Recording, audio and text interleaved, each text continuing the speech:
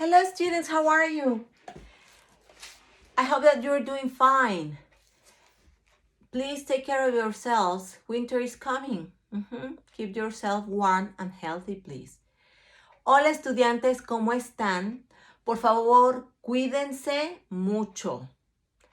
Hace frío. El invierno está llegando. Okay. In the meantime, mientras tanto, we are going to keep studying our grammatical points. Okay, and tonight we are going to learn how to use the conditional perfect and why do we need it for. Okay, I will teach you tonight about it. So I need you to open your books on page 414. 414, and please follow this video with your book. If you don't have your book, put it pause, go and get it, open your book, and then you continue with the video, okay? All right, so we are going to remember about the compound tenses that use the auxiliary verb haber and a second verb in past participle. Remember that all the perfect tenses will use the verbo haber in present, past, future, or any subjunctive form. The verbo haber conjugated in any form, in any tense, plus a second verb in past participle. In this case, we're going to learn how to conjugate it with conditional.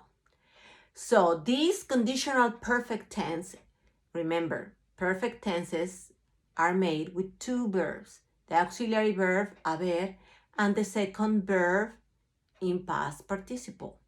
So, but in this case, the tense that we're going to use is the conditional tense. Which is the conditional of the verb haber? Haber, not haber, haber. The verbo haber, that means there is and there are, or to have in this case. In English, we use it with to have done, have eaten. See, in English, it also exists. It's a compound verb with an auxiliary verb. In Spanish, it's the verbo haber, to have, and then in its conditional form. What's the conditional form of the verbo haber? The conditional form of the verbo haber is habría. So in our sentences, habría is going to be the first verb, the perfect verb, the auxiliary verb, habría. And that habría ending will give me the hint for conditional. So haber in this case is inconditional. And the second verb, depending if it ends in ado or ido, if it's an R ending verb, er ending verb, or ir ending verb. Comer, it's an ido ending, so it's comido. Yo habría comido. We're gonna see more examples in your book, but this is the main structure. The verbo haber in conditional form plus past participle. In English, remember that it's the verbs that are the verbs that end in ed, or the irregulars. So you need to go back and check your past participle verbs, especially the irregular verbs, because they don't follow the rule of the ado and ido. For instance, what will be the past participle of caminar? Caminado. Of vivir? Vivido. For instance, if I had had the opportunity, I would have lived in Paris. Si yo hubiera tenido la oportunidad, yo habría vivido en París. So this is just one example that I just made up for you to hear how it sounds and how it works in the structure. But it's the subject, auxiliary verb in conditional form of the verbo haber, and the second verb in past participle. That structure, it's very simple. But it is also combined with other sentences, mostly conditional, if sentences, see sentences, to complete the idea. Because if you say yo habría comido pastel, cake, it's like we are missing information. We're missing the information of the second sentence that we will use in combination with this conditional perfect. And I will let you know how to use it and how to make that complete, full idea, okay? And when do we use conditional perfect? So, in the meantime, haber o haber in conditional form with past participle second verb in ado or ido, depending on the ending of the verb. Yo habría comido. And that's a whole conditional perfect sentence. Well conjugated. In which cases do we need this verb? Well, this verb will help us to indicate an action that would have taken place in the past, but didn't. It didn't happen, but we're talking about the past. We're talking about a past that didn't happen, a hypothetical option. So would have, whenever you have in your heads, would have, you please translate it to habría. Would have, habría. Would have, habría. Would have, habría, and then the second verb in ado or ido because it's past participle. Okay, so that's about the structure. And now, as your book says, when are we going to use it? When we want to point an action that would have taken place in the past, que habría tomado lugar en el pasado, pero no pasó. Okay, something that didn't happen, but we're still speculating about the past. And we use this conditional perfect to indicate that it didn't happen. We're just speculating about the past. Let's see some examples. Okay, in your book. Página 414. You have these two boxes. The first box shows you how to conjugate the conditional. And the second is giving you examples conjugated. First the subject, then the compound conjugation, and then the translation. So, first, the conditional tense of the verbo haber will be habría, habrías, habría, habríamos, habríais, habrían. Then we have the formation of the conditional perfect tense. Habría vuelto. I would have returned. Habría comido. You would have eaten. Habría salido. You, he, or she would have left. Habríamos estudiado. We would have studied. Habríais hecho. You would have done. Habrían muerto. They would have died. So they would have, and the second verb died in past participle. Habrían muerto. Ellos habrían muerto if the police hadn't arrived on time. Si la policía no hubiera llegado a tiempo. Let me write it down. So I will erase this so I can write down some examples for you. For instance, we have ellos. Oh, it's not right. Hold on, sorry. Ellos hubieran muerto. Ellos hubieran muerto. Ay. Perdón, sorry. Ellos habrían muerto. I got confused. Habrían muerto si la policía no hubiera llegado. So, this is two parts. This is the A part and this is the B part. So we still have the C here. Do you see? So, ellos, plural, habrían muerto. First verb in conditional perfect, and then the second verb in past participle. But that idea is not complete. We need a second part, another sentence that tell us under which circumstances. See if the police hadn't arrived. Si la policía no hubiera llegado. But it did arrive, so they didn't die. No? So do you see? Do you see how we use this one? Mm-hmm. So, let's continue with your book. On página 415. Like in English, conditional perfect is the Spanish conditional perfect is used to indicate an action that would have taken place but didn't. Lo llevé al hospital en mi coche. So, person A, Lupita says, lo llevé al hospital en mi coche. Person B says, yo habría llamado una ambulancia. If I were you, I would have called an ambulance. I would have called an ambulance. Because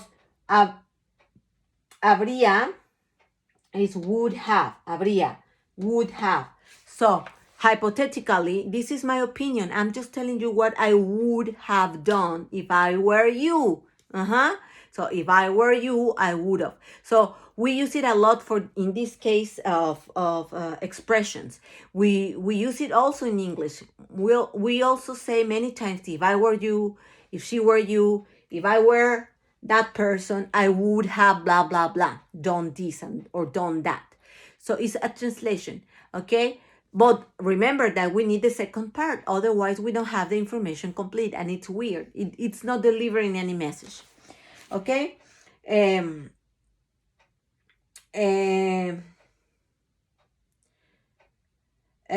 have a practica, and it says that you need to transform these sentences like in the modelo. See, the practica section. Then you have a lot of sentences there. There are 12. And says that you need to transform them into conditional perfect. For instance, they give you a simple sentence like, mi padre llevó 3 maletas. So that's the fact. It did happen. Mi padre llevó 3 maletas. If I were him, mi padre habría llevado una maleta. Or, my father habría llevado, would have taken 1 suitcase. So it's also a statement to say how you would have done something differently. It may be annoying because sometimes it's like my way is better, but we use it. And sometimes it's useful to give suggestions or to learn a lesson, right? Okay. The number 1 is here in your books. Nosotros fuimos a Nueva York. So nosotros fuimos a Nueva York. So you think in your head, if I were you, I would have gone to Paris. Si yo fuera tú, yo habría ido a París. So it's also a light way to criticize and say, well, I would have done differently. So you're expressing an opinion in a very polite way, very sophisticated way, just like in English. You're not saying that the other person is wrong. It's just, you're just saying that you would have done something differently. Maybe it's better, right? Viajamos en tren, número 2. Nosotros viajamos en tren. And then my parents say, oh, we would have traveled by airplane. Nosotros hubiéramos viajado en avión. Sorry. Nosotros habríamos viajado en avión. Nosotros habríamos viajado en avión. So, like saying, I would have done that differently. So, the fact is that me and my husband traveled by train. And then my parents comment, nosotros habríamos viajado en avión. And maybe it's not criticizing anything. Maybe it's just saying that because of their condition, because they are old, because they get tired, because they work too many hours in the car, because he cannot drive during nighttime. For many reasons, maybe nosotros habríamos viajado en avión. I'm sorry, I put airplane. En avión. And maybe then you can add more information. Porque yo no puedo manejar, ¿no? O porque nosotros no podemos manejar. Nosotros no podemos manejar. O porque no nos gusta manejar. O porque no tenemos coche. Whatever. ¿Ok? Nosotros habríamos viajado en avión. So, and those are the kind of comments that will need you to use conditional perfect to make a statement that you would have done something differently or reverse or contrary to the other person's action in the past, to state that something that didn't happen, okay, is just hypothetically. Because the parents actually didn't took any trip. They were just speaking out their minds. Got it? So, well, let's do this. For your homework, you're gonna do the práctica, that is on página 415. So do 1, 2, 3, 4, 5, 6, 7, 8, 9, 10, 11, 12. And then you do the para conversar. It has 8. It has a modelo. Modelo is an example, okay? Modelo means example. Okay? The modelo says, mi mamá. And de haber sabido means if I had known. De haber sabido, if I had known, que vendrían, if I had known that you would come, mi mamá habría limpiado la casa. And now we are pointing at this part of the sentence that didn't happen. My mother would have cleaned the house, but she didn't, because she didn't know that they were coming. So analyze these sentences. This sentence, de haber sabido que vendrían. So you need to start your sentence with de haber sabido, if I had known. That's just a phrase you need to learn. De haber sabido que you vendrían, él vendría, nosotros vendríamos, whoever and whichever verb you adapt it here. And then the second part, you write it in conditional perfect. So you will do that on para conversar. It has 8 numbers. And then you have a summary of the tenses of the indicative. At the bottom, just for you to remember, hablo, como, vivo, in present. And then you have the compound tenses. He hablado, he comido, he vivido. It's just for you to remember the compound tenses or the tenses that are perfect, because they have 2 verbs. One is the auxiliary verb haber in any tense, and the second is the past participle verb in hado or ido. So it's just a reminder for you. Okay? So that will be it for this week. I am sending you an email that you're going to print and keep in your notes, because you will have to study it, not right now, but later. It will work for us like a map of the tenses that we have studied, and it has a description of the tenses and when to use them, how to use them. So you feel better and feel more like insight of the things that we've been studying. Please read it carefully. We will be using it. There are 2 tenses in subjunctive that we haven't seen yet. But when we are done with all the tenses that are mentioned in those pages, we will have a complete review. If everything goes well and you are doing fine, maybe we can have a get-together in my patio with social distancing and covering our mouths and using gel and everything, just for the general review, if you want. After this, I'm gonna give you a week of break, so we will study some vocabulary that we also need.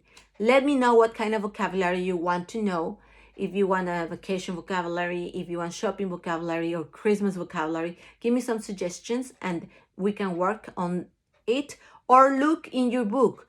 We haven't seen many vocabularies here, so maybe you can choose one and we can just practice some of these vocabularies that we already have here. Let me know.